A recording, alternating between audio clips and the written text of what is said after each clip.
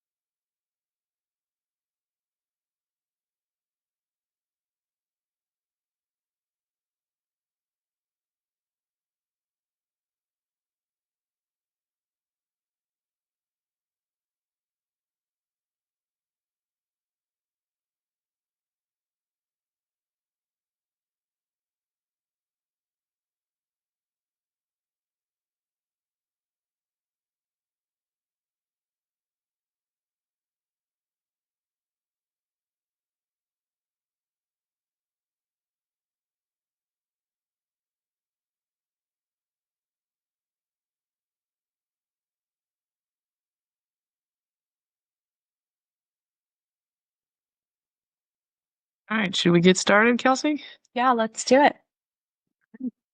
Well, welcome everyone to our webinar today. Today is going to be hosted by Carmel, one of our partners here at Armanino. You're in for quite the treat. If you have any questions, feel free to throw them in the chat or use the Q&A box. We'll be taking questions throughout, so please don't hesitate to ask. And then I have one other housekeeping item for you all. If any of you work at a law firm, we have our law firm compensation and benefits survey that's active right now, and we would love for you to participate. So I'm going to go ahead and throw the link into the chat for the survey. And if you have any questions on that, feel free to message me directly, and I can respond to you on that. All right. Well, welcome everybody. I'm Carmel Wynkoop. I'm a partner here, as Kelsey mentioned. I have been here for almost 13 years now, and I lead up our AI analytics and automation team.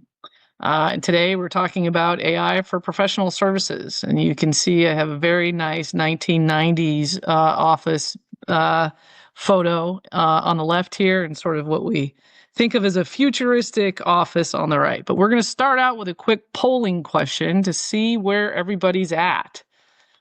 So if we can launch that.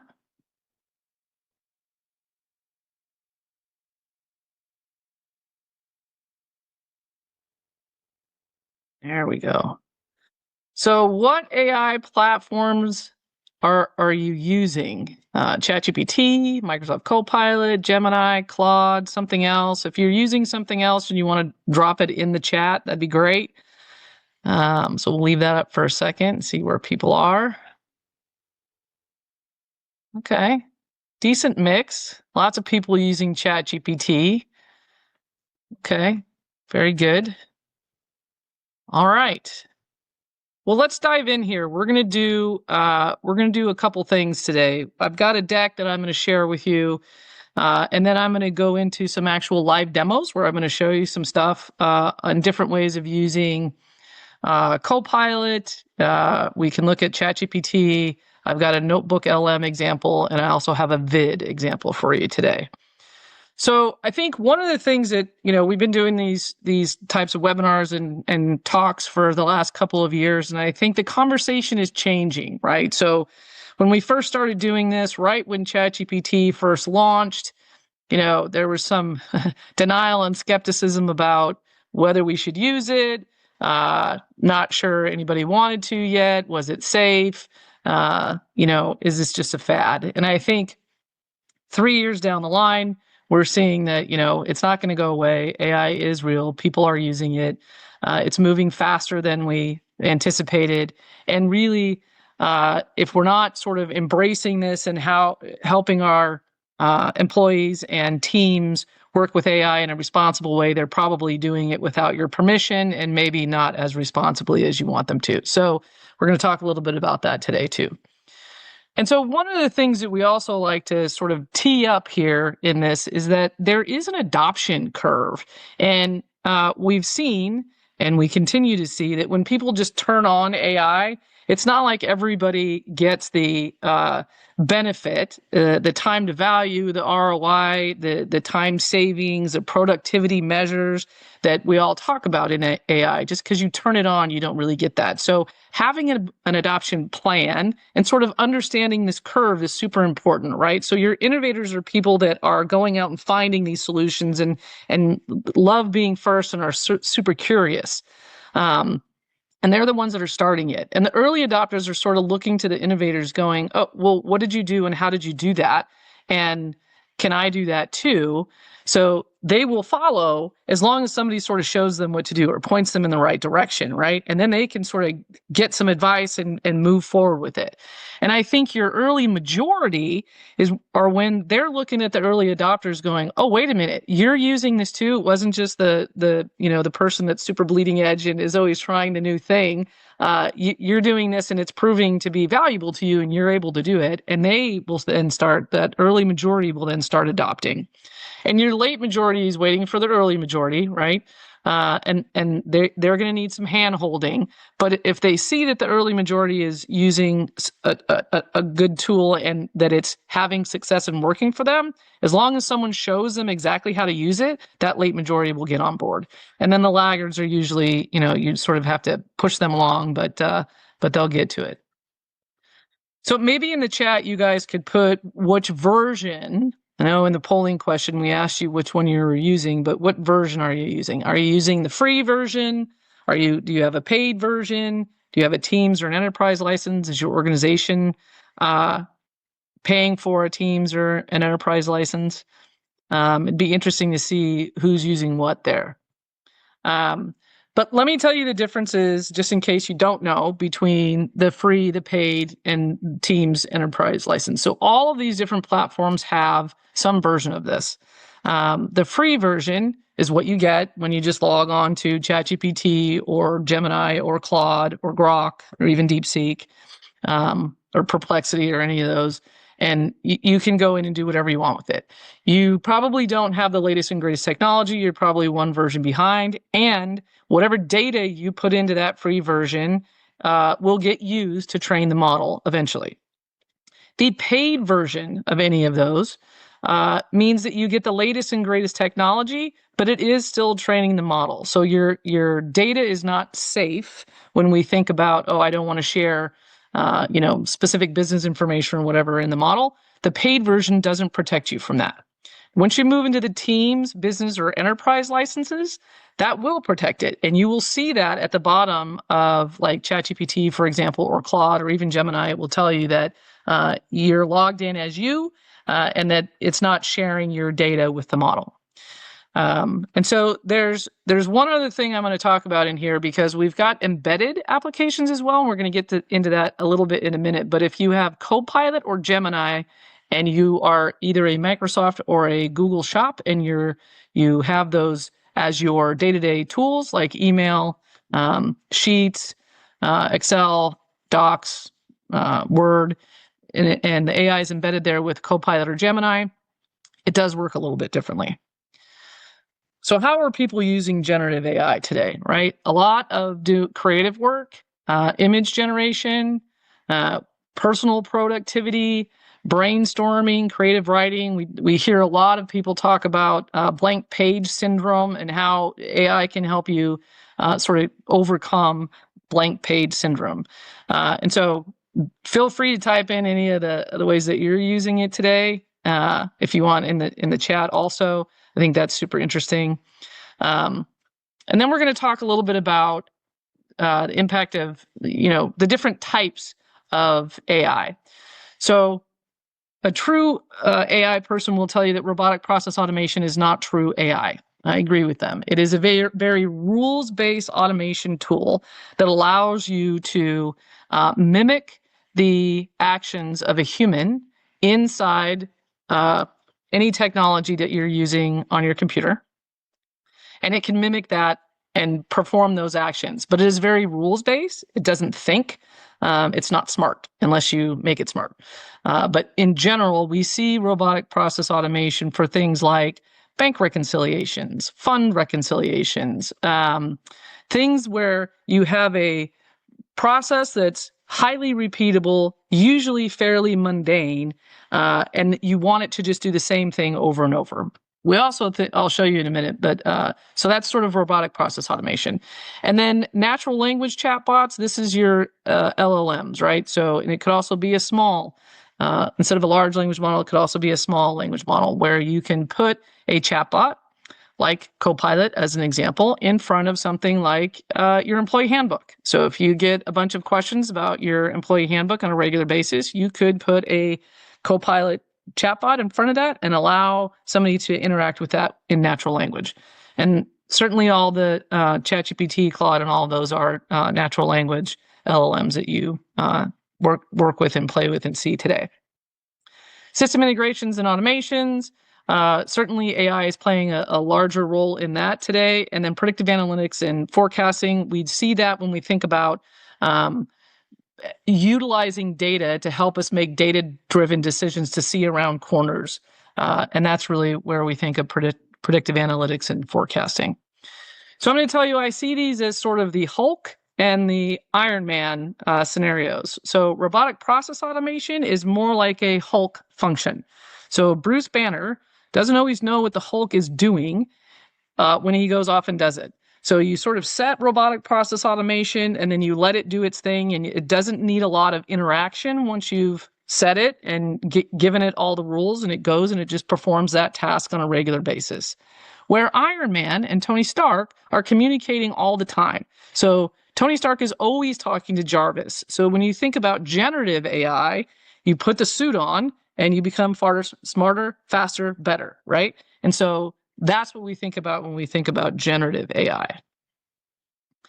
So as you develop your relationship with AI, you have to think about who's the thought leader and who's the thought partner. And you want to be the leader in this, where you're sort of ensuring that you're validating and testing and trust but verify when you're working with AI, but utilize AI as your thought partner. And some examples of this are things like, if I'm going to an executive meeting and I've created a deck that I want to convey a certain message in that executive meeting, I will create the deck and then I will put it in a large language model and say, I'm going to this executive meeting. I would like you, AI, to act as a member of the board at this meeting and tell me what questions the board members are going to ask me about this deck, or poke holes in this so that I can address it more. That's one really good way to think about utilizing AI as a thought partner. So when we think about AI at Armanino, we have a framework here, and we've got different levels of this. And we sort of talked about this a little bit, but the general generative productivity boosting area is really where, and this is sort of table stakes now, right? This is where you're utilizing Copilot or Gemini if you're a Google shop, and it's embedded in your day-to-day work activities. So you're using it to help you respond to emails. You're using it to take notes for you in meetings, like in Teams or even Zoom. You can turn on the AI functionality and it will take notes for you in those meetings. You're using it to help you craft memos, maybe even to create formulas in your Excel spreadsheet. Utilizing Copilot to find things or do activities for you inside of your network. Level 2 is more about request-driven tasks, where you're asking AI to do something for you and or perform an action or give you information about topics. An example here is I actually launched a new service line in the last 6 months, and I had AI help me create a business plan, a market plan, look at demand, and was it going, what was the market demand for this kind of a service? And it helped me build out all of the go-to-market strategy for that. Great way to use AI at that level 2 area. AI boosted decision making. This is really where you're using that machine learning and predictive analytics to utilize the data that you have in your network or at your fingertips to help you make decisions, get advanced insights, look around corners. And I think one of the things that we're seeing more and more is that, if you would have asked me 10 years ago how to do predictive analytics, we would have had to understand exactly the question you're asking and then hard code how we get that information. And that's changing today. I still want to know what the question you're trying to answer is, but I don't have to hard code that solution anymore. AI is making that much easier so that we can just make sure that we have that information and then we can talk to it in natural language. And then the autonomous analysis and actions, this is really where you're building bots and agents that do specific tasks and may hand those tasks off to other agents to complete a workflow. So think about a collected and collaborative AI solution that works through a specific workflow. And this is where I mentioned earlier that you've got embedded solutions. So Copilot is embedded in all of your M365 applications. So Word, Excel, PowerPoint, Teams, your OneDrive, all that good stuff, where Gemini is embedded in your Google Workspace. So Docs, Sheets, I don't remember all of the Google equivalent, but that's all embedded. So you can utilize AI as you're in one of those areas. It's embedded in the tools, and you can ask it to do things without getting out of that, going to a chat like ChatGPT, and then asking it to do something in that copy and paste. That goes away. And we'll show you that in a little bit. So I mentioned that you need an adoption plan, and we talked a little bit, and sorry, I'm going fast because I want to get to the cool part where we do demos, but I mentioned that learning curve at the beginning, right? And so if you think about that learning curve, one of the things that we've found, and we've worked with a number of companies, and we did this ourselves as Armanino. We actually turned on Copilot for everybody and went, okay, AI is on. We should start getting some benefit. Ready? Do we see it yet? And the answer was no, we didn't, because we didn't have an adoption plan. And so my team actually took that and said, let's create an adoption program for this. And what does that actually look like? It is a 7-week program. Actually, it's a 6-week program that has 7 things that we accomplish in there. So you have 7 meetings. So it's a total of 7 hours over 6 weeks. And it teaches you how to utilize Copilot in Teams, Word, PowerPoint, Excel, the chat. And it gives you short little trainings on a regular basis that then you go and practice. And it allows you to ramp up the knowledge and start taking advantage of the time to value and time savings that people get out of AI. Okay, so there's 2 flavors of AI. There's generative and agentic. And agentic is, we're seeing this come into fruition now. It's newer. Generative AI is where we're doing that creative intelligence. It's supporting new ideas and content. It's context driven, and it's human-like personalization, right? It tailors responses to fit the audience and tone that you're trying to portray. Where agentic AI is more goal-oriented automation, where it can execute tasks based on specific objectives that you give it, and it will actually go do those things. We talked about workflows and completing a repetitive workflow with a high-volume process. And we talked about robotic process automation doing that. Now agentic AI can do that as well. But it's smart. So it knows and is thinking and is taking into consideration new areas that come into that workflow so that it can handle those on its own. More autonomous than robotic process automation. And then end-to-end processing, right? So you think of generative AI as your brainstorming partner, and agentic AI is your best employee, right? So they're going to go do the actual functions. All right, let's look at polling question number 2.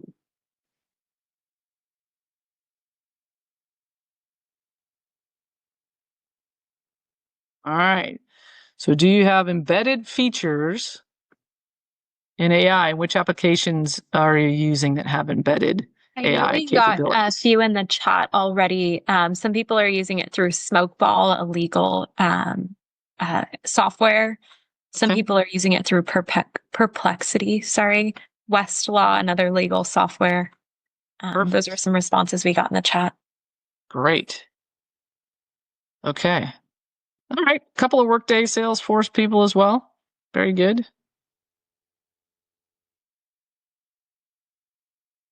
All right. Let's end that poll. We'll keep going here. So I've got some example use cases for professional services firms that we can start to walk through. And one of the things that I would encourage everybody, instead of, saying, how might I go do something? We might start asking ourselves, how might AI start helping me do this, right? And so that's the challenge for you all coming out of this. So when we think about professional services, AI for onboarding and knowledge transfer, it's a great way to bring either new employees or new consultants or even new clients on board and to automate that process and have a flow that is repeatable for folks, both from, like I said, a new client onboarding process and or a new employee onboarding process. We see also interactive knowledge bases that train on all of the things that are internal to a firm. Utilizing natural language has been super helpful, and we're seeing people understand policies and documents better when they're able to use natural language to comb through that information. Not going to go through that one again, but and then AI for business development and marketing. So AI powered analytics for cross-selling and upselling opportunities. Super interesting. I think the other thing I'm going to show you today is how to create a vid, which is a short video that you can create utilizing natural language. And so when we think about marketing and looking at business development, one of the things that you could think about is when I'm sending out proposals, do I want to send out a video with my proposal that really talks about that specific proposal? So that's pretty interesting. And then if we look at AI for project delivery and client services, so automating document review tools and compliance forms and looking at technical specs, utilizing AI to compare contracts and ensuring that you've got the right terms and information in all of your contracts is another good way to use that. So we're seeing a lot of that in terms of use cases in a professional services setting. And then compliance and risk management, right? Regulatory monitoring for tracking changes in laws and standards and alerting the teams as necessary. Anomaly detection tools for compliance breaches, we're seeing that. So I think more and more we're going to have AI tools help us with those audit tools and compliance areas so that we're able to make those adjustments quickly to avoid having major compliance risks there. And then knowledge and knowledge management and research. Certainly, we're seeing AI do all kinds of things from a research perspective.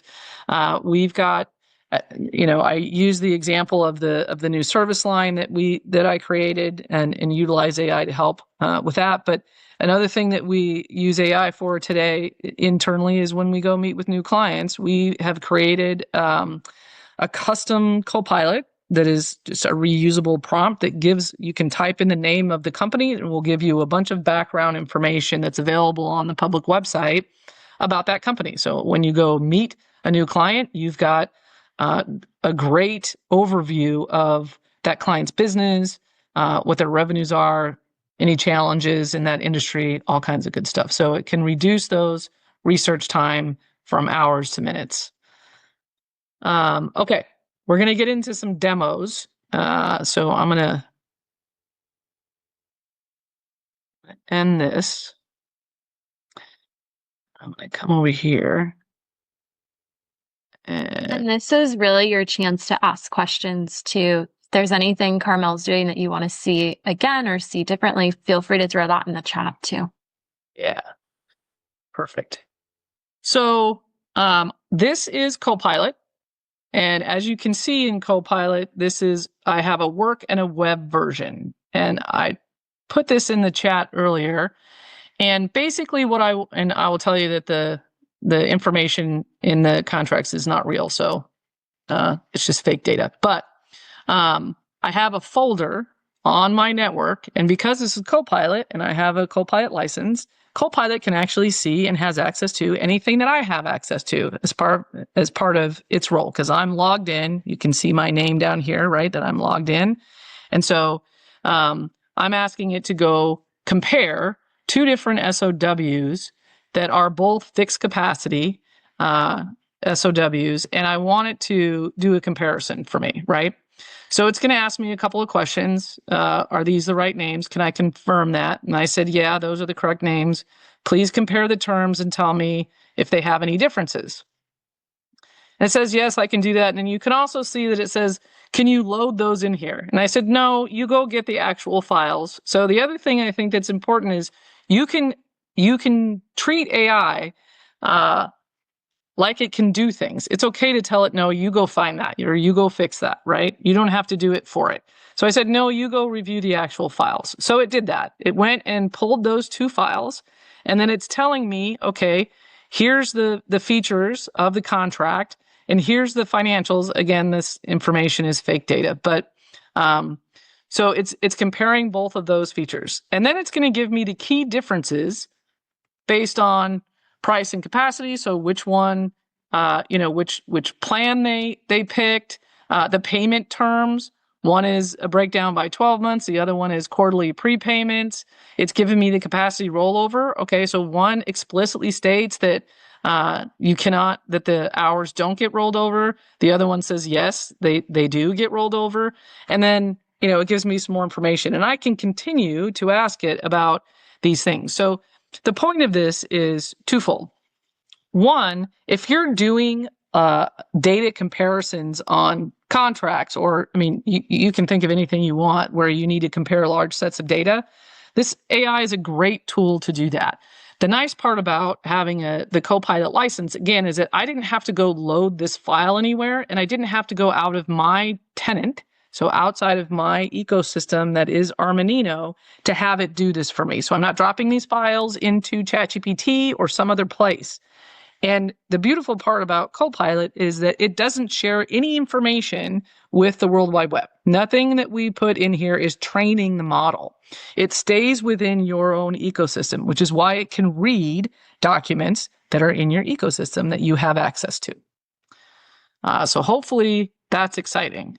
I will tell you, you can see that up here on the left, it says try GPT-5 and Copilot. And so OpenAI and Microsoft have a relationship. And when GPT-5 dropped for ChatGPT in OpenAI, they then shared the backend technology with Microsoft. That's a very nice partnership. So now Copilot has GPT-5 capabilities included in that. What does that mean for us? Faster processing time, less hallucinations, and more capabilities. So it's got the latest and greatest model. Copilot now has that. So when I'm using, yep, go ahead. Carmel, we do have one question. Sure. Someone said they're interested in taking a course on AI from basic level to advanced. Can you recommend a few courses or where I could start looking at what program would suit them best?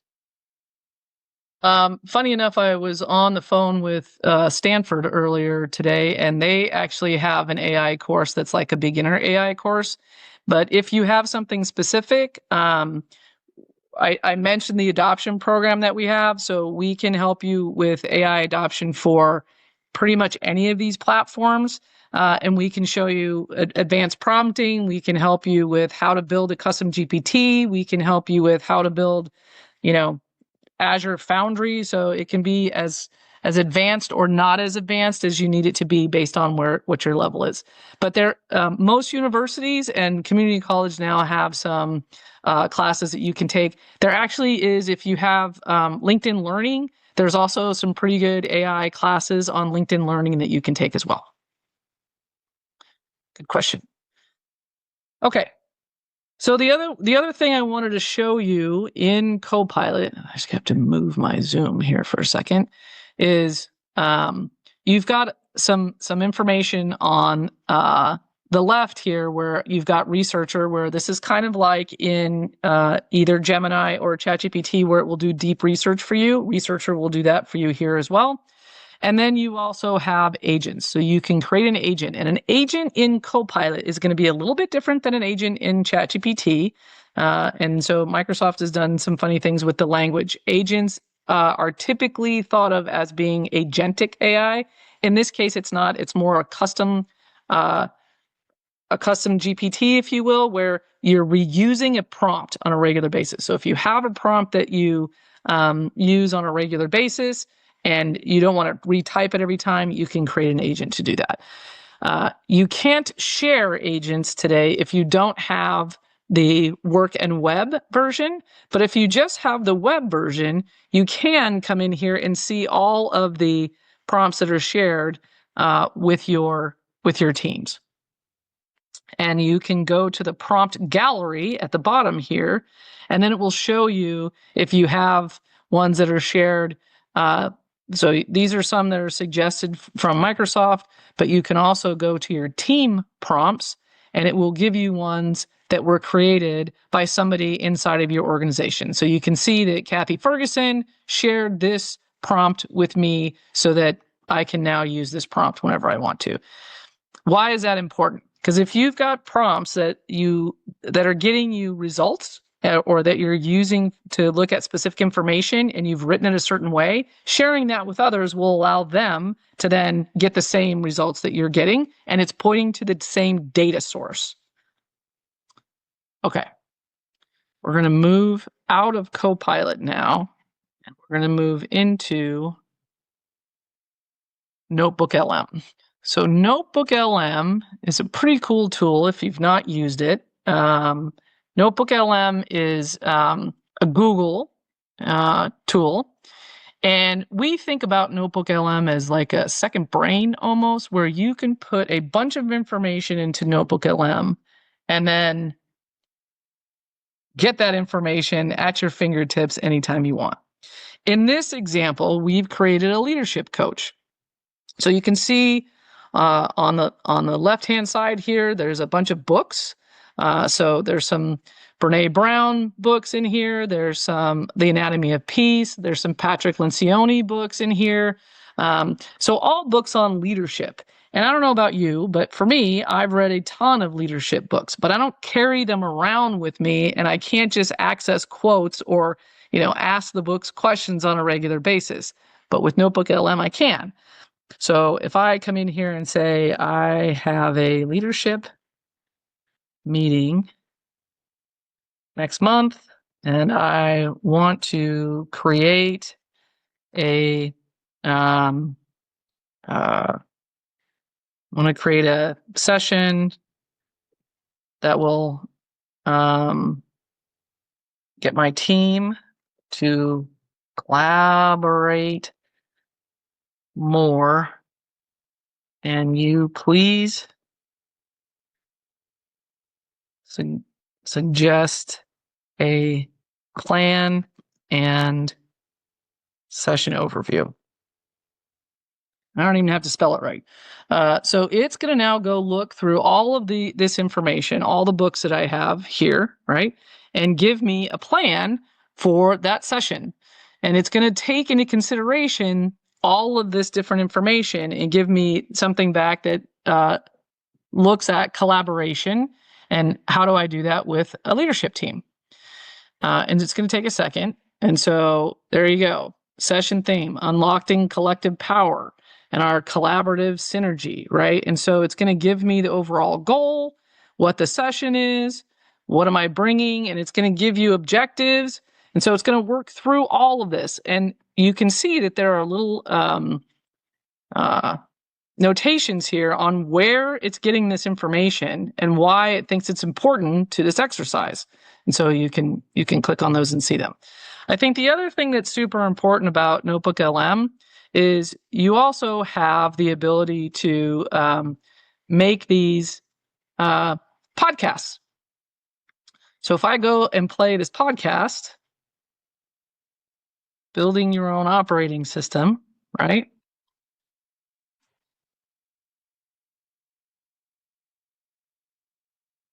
Mel, we can't hear the sound. Oh. You do one thing here. to share with sound. Sorry, give me 1 second. Share. Share. Perfect. And we're back. Feel that lag Okay. every single day. Oh, you know this feeling. It's that constant buzz, ping, alert. I remember seeing a study a while back that a tech CTO got over 500 emails in 1 week. Honestly, a decade later, that number sounds almost relaxing. So this was a different example. It wasn't doing it off of this, but I can make a podcast off of this as well. So the point of this is you can use Notebook LM for a bunch of different things. If you think about it as a second brain, again, this one is a leadership coach. We have other examples where we're actually working with people have started using it for doing annual reviews. And if you've been an employee for a very long time, you could put all of your reviews in a Notebook LM and then have it help you write the next review. You could also put all the feedback that you're getting from, if you do 360 reviews, you could put that in here and that could help write your review every year. I think the other thing that's super interesting about Notebook LM is that if I wanted to see this information,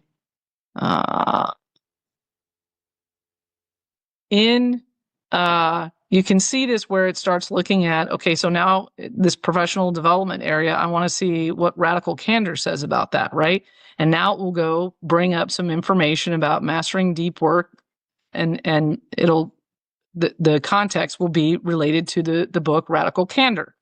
And so it's a really nice way to have information at your fingertips that you can interact with on a regular basis, but maybe that you read a long time ago, or that you're carrying in your brain today, but accessing it on a regular basis becomes a challenge.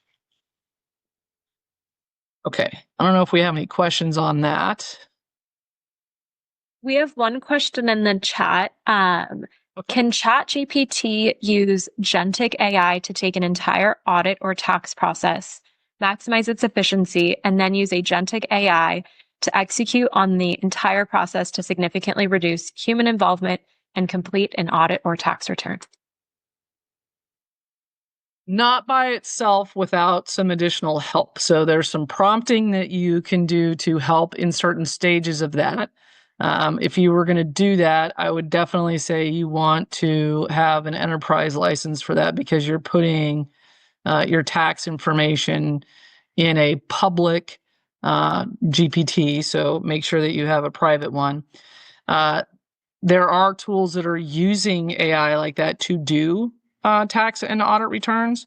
So if that's helpful. Thank you. We're probably going to get there sooner rather than later. Okay, so let's go into ChatGPT really quick.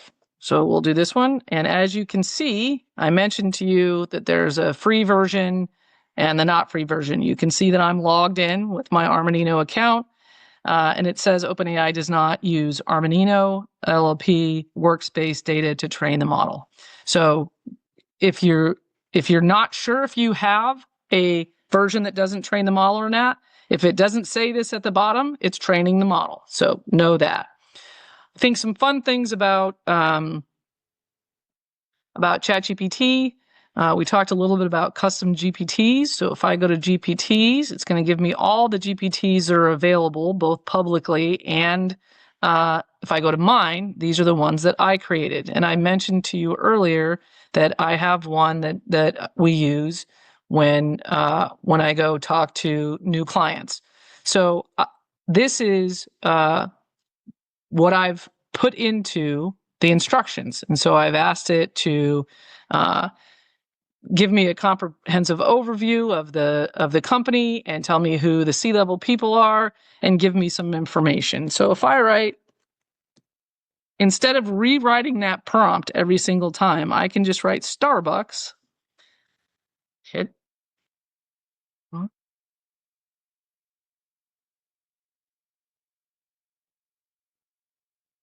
of course this is a live demo, so it's,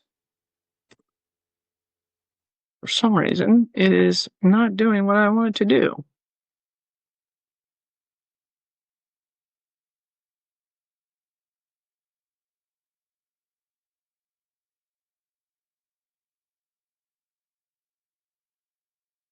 Well,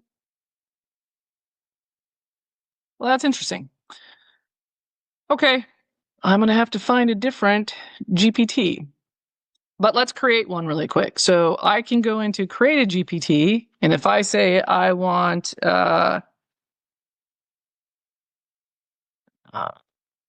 would be a good example here. Name the GPT.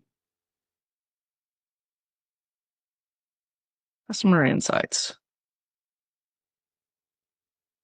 And so my instructions are, please provide an overview of the organization.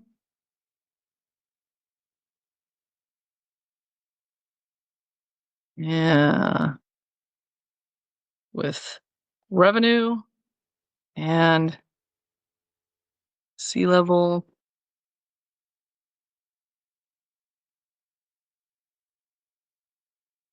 employees.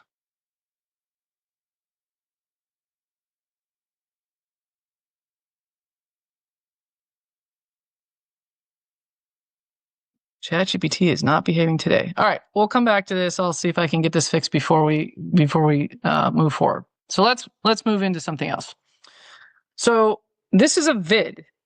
This is a Google tool, and you can actually come in here. And I'm sharing with video now. And I'll show you what I Today, did. we'll explore how AI can drive efficiency and profitability in your organizations. Good morning, professional services CFOs. I'm excited to share insights on how artificial intelligence is reshaping our industry. AI isn't just a buzzword. It's a powerful tool poised to revolutionize how we operate, boost efficiency. Okay, so that's a video. It looks pretty slick. Let me show you exactly how I created that video. So we'll do another one here. I'm going to copy the prompt.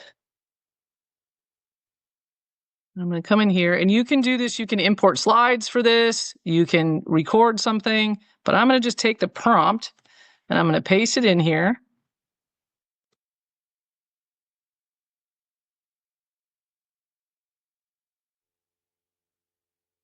And it is going to create an outline for me. I say next. And I'm going to pick the style that I want. And I'm going to say create a draft. And so this is actually going to create a brand new video for me based on the prompt that I just put in there. And the beautiful thing about this is it's going to give you a script. And so there's our video, and you can see the script over here, and I can edit any of this. So if I want to change, and I don't want it to say buzzword, AI isn't just I can say fad. Right? So I can change this to be whatever I want. And then when I play it,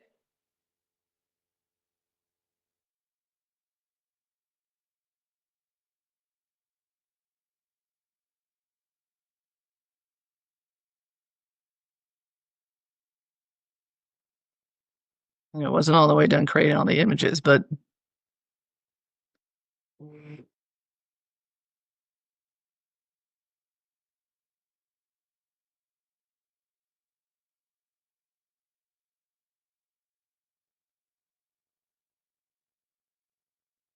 let's let it finish creating. But I think you guys get the gist, right? So it will actually go and create these, and you can do this on the fly. And so if you think about utilizing AI in this way, it's a super interesting way to think about how we start polishing up some of the things that we do and make it super, super interesting.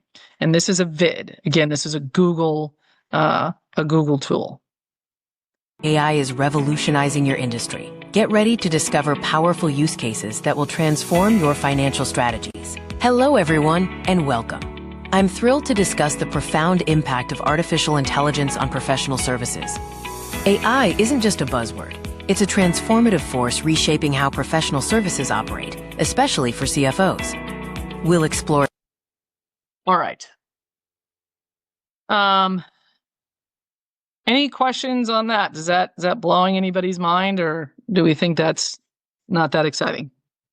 I think it's pretty cool. Just a time warning, everyone. We have 15 minutes left, so please make sure to add any other questions that you might have or anything you want to see from Carmel into the chat or the Q&A box.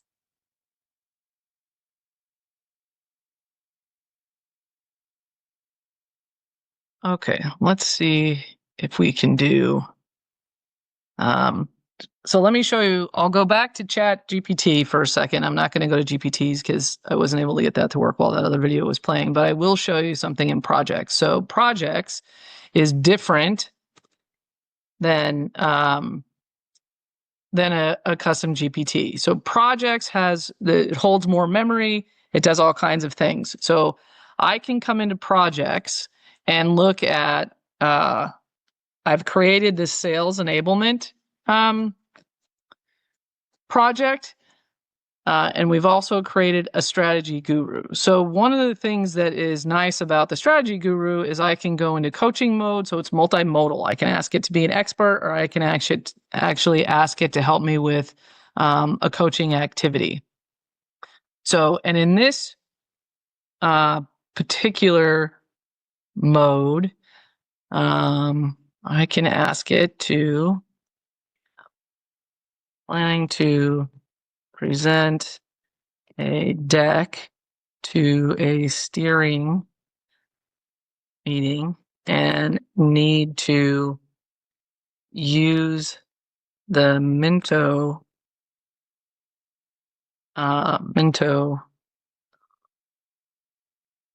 plan. How would I build that deck?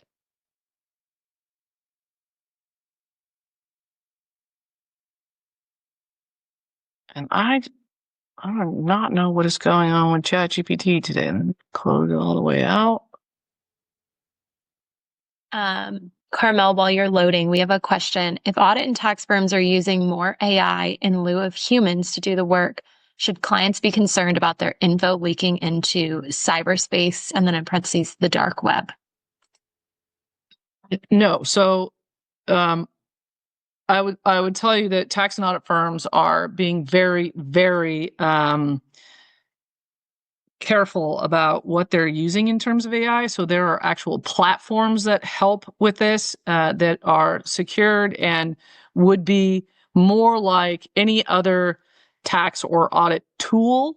And I also think there are still rules and regulations about who's signing off. So there is a trust but verify and human in the loop that is happening in those spaces, meaning there's not an organization today that is having tax or audit functions go out the door without human review and oversight and sign off that it is actually correct. But in terms of will it train the dark web? I mean, if you have somebody that is not practicing using good practices while using their AI, that's a possibility for sure. But if you're using a reputable company to do your tax and audit capabilities, they would all be they're very sensitive about data and not exposing that data to outside forces. And a follow-up to that question, it seems like audit and tax firms don't need to hire more people with audit or tax training, since it seems like AI can do most of the work for them anyways. Do you have a response to that? I'm not sure why. Stop sharing. I think we're trending in that way, to be honest. I think that the new hires of tomorrow are going to be people that are managing bots and making sure that the data is clean and making sure that things are secure, and how do we get the bots to do exactly what we want it to do. So your entry-level positions going forward are going to change a little bit. They're going to look different in the future. It'll be more about how we're managing the AI and ensuring that it is doing the right things. And we will have more people doing that kind of work. And so, yes, I think there are some tasks and some jobs that will be, those especially if they're repeatable processes that AI will likely take over. It doesn't mean that the jobs all go away, though. So it's about creating different kinds of jobs. And we've seen this, right, over the course of our lifespan.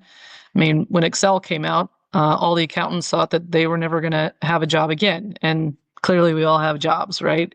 When computers and the internet came out, there weren't a lot of companies that had large IT departments, and now everybody has an IT department. If you think about it now, you're probably going to have an AI department, or lots of departments will have AI capabilities and functions as part of their workflow and structure inside of the department. Another question. Can you provide a chart that describes the categories and uses and how ChatGPT can be used inside a modern CPA firm? ChatGPT can be used inside a modern CPA firm. So ChatGPT has some super interesting capabilities, and you can actually connect it to your infrastructure if you choose to do that, meaning you can link it. Like I showed you in Copilot that I can connect to folders on inside of my ecosystem. You can have ChatGPT do the same thing. There are connectors available for that. You would need an enterprise license, and you would definitely want an enterprise license so that was all protected, and so that your IT department could ensure that people are doing it the right way, and that you don't have folks that could go connect their personal emails to the network and get information. So yes, you can do that. I would also say, though, that if you are looking at something like that and you're a Microsoft shop, you might want to look at Copilot first. It's a different investment, and those capabilities are there already. So something to think about.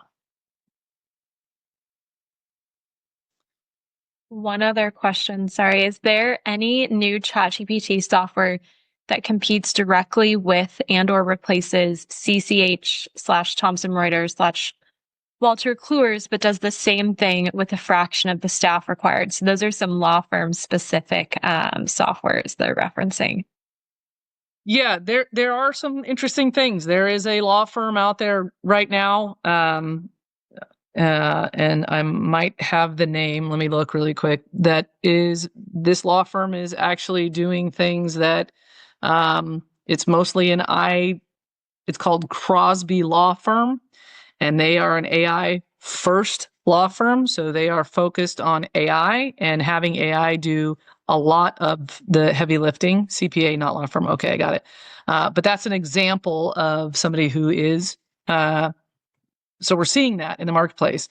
Are there tools for CPAs? Yes, there are. There are tools for that too. I don't have the name of all of them off the top of my head, but you could certainly ask ChatGPT that, and it will tell you. And I think the other thing we're seeing is you're gonna see more and more new platforms that are AI enabled that come into the marketplace as disruptors for CCH, Thomson Reuters, the legacy tools. And part of that is because those legacy tools have a lot of technology debt, right? They're tools that have been around for a long time. They're proven. We know them. We know them well. But in order for them to take on the AI capabilities as fast as somebody that's starting from scratch, they're not going to be able to do it because of that technology debt. And so we are seeing new platforms come up, and we will continue to see that. I think the thing that is going to be super important for people is to understand the backing of those new platforms. So if you're going to make a bet on a new platform, like a CPA platform, understand what their investment is, who's backing them, what's their roadmap, because the last thing you want to do is jump to a platform and then have that organization go out of business because they don't have enough funding to finish whatever they're building. It is early days for some of this as well, right? So I think it's something to be mindful of, but the landscape is 100% changing. Great questions. Another question. ChatGPT to work. I don't know what's going on with it, but the enter button won't work. Another question we have, I think they mean how frequent is Deep Dive app being used in the USA now, and what industries might be using them? Deep Dive app. I don't know that you mean DeepSeek? That might be what they meant. Yeah, that would be my guess. That's a China-based LLM. I mean, I'm not using it. I have heard of a few people that are using it. I don't know how widely spread that is. I think that people are really wanting to use LLMs that they think are going to be responsible. And so I don't know that one has proven itself yet. If you look at what Claude is doing, they're actually probably one of the most responsible organizations when it comes to ethical and responsible use of AI. And they're sort of setting the trend for OpenAI and Google, Grok, a few of those others, right? And they actually published an article at the beginning of the year where they talked about they had their previous model, which I believe was Claude 4 or 3, I think it was 3.5, and they trained it and said, listen, there are people in this firm, and this was part of the training. There are people in the firm that have had affairs with on their wives. And then they went and told the model that it was being replaced by a smarter model. And the model would beg for its job. And then when they didn't get it and they said, nope, we're still replacing you, it would try and blackmail them with the rumor of the affair. So then they had to retrain the model not to do that, right? So it's a super interesting thing when you think about that. That's a weird example, but it just goes to show you that if, depending on how your training goes, you have an AI model begging for its job and then blackmailing. So it wasn't necessarily hallucinating. It did exactly what they thought it was going to do based on what it had been trained on. And so we have to think about those trainings, in a much more robust way, if you will, so that it takes all of those ethical considerations into account. DeepSeek is okay. decent. Last question for us to end on. Sure. If hackers and scammers are all using AI too, how could companies protect themselves? Because most companies seem lagging behind. Yeah, I mean, we've had that for decades and decades, right? I mean, we've got, scammers and hackers. They are trying to get at people using AI, not using AI. I think, there's cybersecurity is staying up to date on what's happening in the AI space. I think making sure that you have an enterprise or a Teams license, or you're getting the license that is a protected license, and that your IT department is on board with what you're doing and how you're putting information into the AI is super important. I can tell you, let me give you an example. If you go get a Teams license of ChatGPT, it's safe. You're not sharing your data with anybody else, but your IT department can't see who's connected to it or can't monitor anything about it. Well, that doesn't sound that bad. I mean, it's a Teams license and you're an employee of the firm. Okay, great. But if something happens and you're an employee of that firm, and then tomorrow you're a disgruntled employee of that firm, but you haven't been fired yet, you could actually go connect your personal Gmail or Yahoo account to that Teams version of ChatGPT, go pull all the information that's in there. So you're now connected to the network with your personal information, and now you have it, and you can do whatever you want with it, right? Where an enterprise license, it allows the IT department to then still be able to monitor, just like if it was any other tool that was downloaded or any cloud version of software, where they can monitor, administer, and protect against those kinds of things. So it is important. And look, cybersecurity is a real thing. We all need to be careful of it. And we're going to continue to learn and evolve in that as we continue to evolve with AI. Well, we are at time. Thank you so much, Carmel, for your insight today. If anyone has questions, please feel free to follow up.